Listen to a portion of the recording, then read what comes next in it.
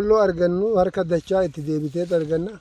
Kun gabaarra oola jechuudha. Boqqolloo nyaataaf oolti isii magaalaaf nu dhiyaatti. Waan guddoo faayidaa guddaa itti arganne jechuudha ammaan tana. Dhufee akka magaalaatti makiinas nuu fide.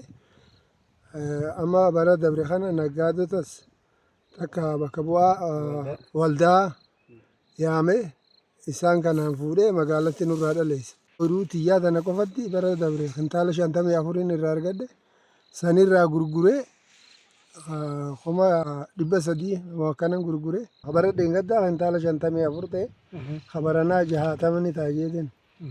Waan adda addaatti godhuudha. Haga dur gartee wanni taane nu sheeneesse.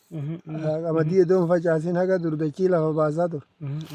Sanuu nadaamaa jira jechuudha ammaan tana. Faanyi tokko akka lafa hin baane qamadii malee fedhii guddoo qabna jechuudha. Mi'aa isii hubanne. Wanni naannoo kana jiru ganaa duraan dirqamaan itti oofa mootummaan.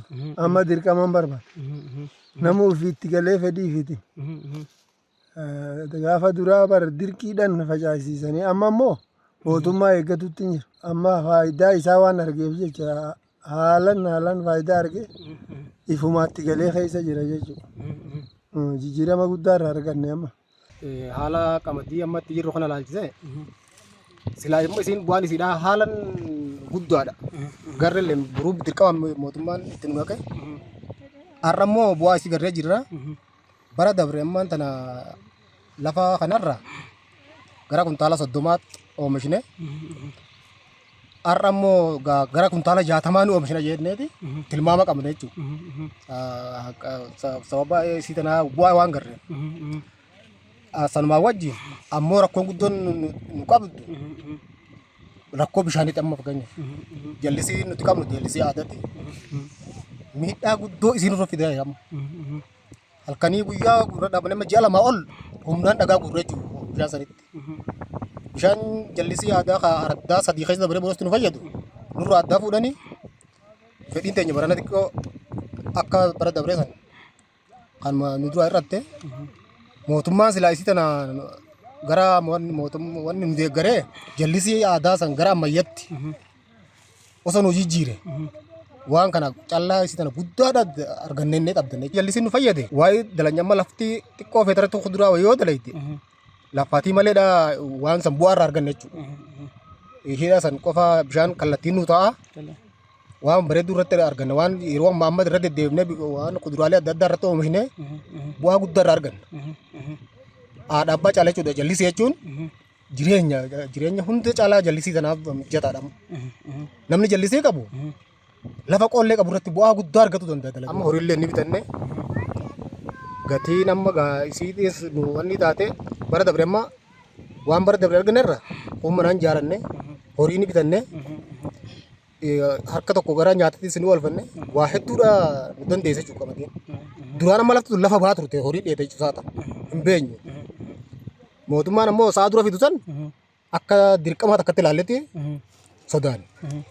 Gidduu sana itti nyaan gisee callarra geenyu bu'aa bareedaa taate bakka wanni seedaa wanni kun teenyaa inneeti gana akkasitti fudhannee ammoo osoo mootummaan dhiisaa jechuun nuti dhiisuu miti jechuudha waan kana. Bartaa waan ta'eef barree waan kana bu'aa isii garre midhaan boqqolloo qonnaa bishinguma fa qonnaa bona kana guutuu lafti lafa baate horii dheete. Mootummaan dhufee bakka lafti bona lafa taa'uun qabdu bona akkatti waan akkanaa oomishuu qabdan jee shanyii tarfitee nu barsiifnan yeroo saniif hamtuun itti fakkaatte.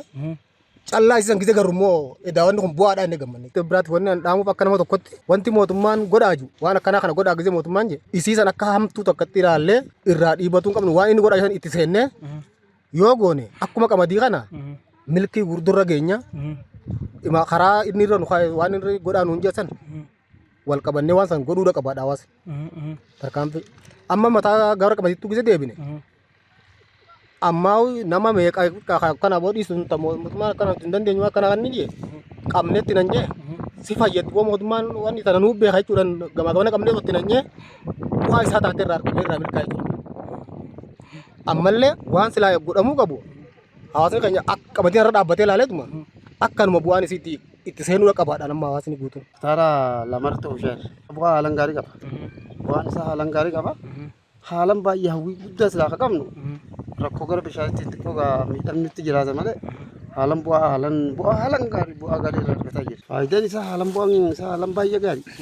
Baay'ee gaarii maatii fi kanaaf dirqama gara dhiibbaa xiqqoo gara magaalaatti namatti qabaatu malee bu'aa cimaadha haalan qaba. Haalan bu'aa cimaa qaba. Bu'aa cimaadha haalan irra eegganna.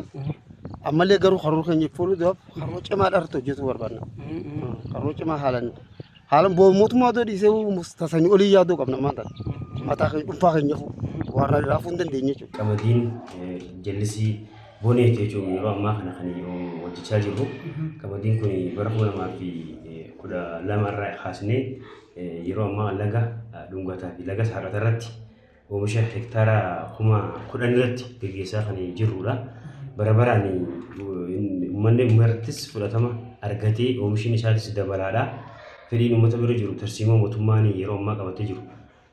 Bana qofa ganna qofa hojjechuudhaan uummata kana jijjiiruu hin dandeenyu waan jiru qabannee nutis isa kana immoo uummanni keenya oomisha bareedaa gahaa irraa argatee warri bu'aa gurguddaa kana immoo bu'aa isaa waan argee jiruuf fedhii isaaniitiin yeroo ammaa kana irra bobba'anii yoo xiqqaate lafa hektaara jirru ta'uu isaati jechuun laga qabnu lameen laga dhungataa fi laga saaqata irratti qonnaan bulaan yeroo 2-3 akka oomishuuf yeroo kana dura ganna qofa kan oomishaa ture amma immoo 3 lafa takka irraa jechuudha ganna oomishanii ji'a 3 geenyaan isin irraa kaati ji'a 3 booda masiin midhaan biraati kan facaafatanii haala saniin yeroo ammaa kana oomishaa kan jirru laggeen kana lamaan irratti shanyiinis dhihaattee xaawoonis caallo guddistuunis dhihaatee ogeessi keenyallee jechuudha achitti galeeti kan hordoffii godhee fi hordoffii aramaatis ilbiisota adda addaatis yeroodhaan achitti dhiyeessinee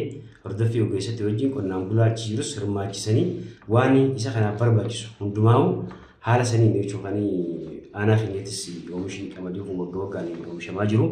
Isa kanaaf hektaara kanarraa immoo oomisha guddaadha jechuun kan eegamu jechuun kuntaalaan yoo kan ilaallu taate karaa 300 karooran kan eegnu isa kana immoo qonnaan bulaan keenya waggaa waggaadhaan yoo xiqqaate hektaaratti hanga kuntaala 30 hanga 40 jechuun kan argatu olaanaan isaati. Kanarra dhaabbannee gaafa tilmaamnu immoo hanga kuntaala 300 ni argama jennee kan eegnu qamadii wal qabatee isa kana jechuudha.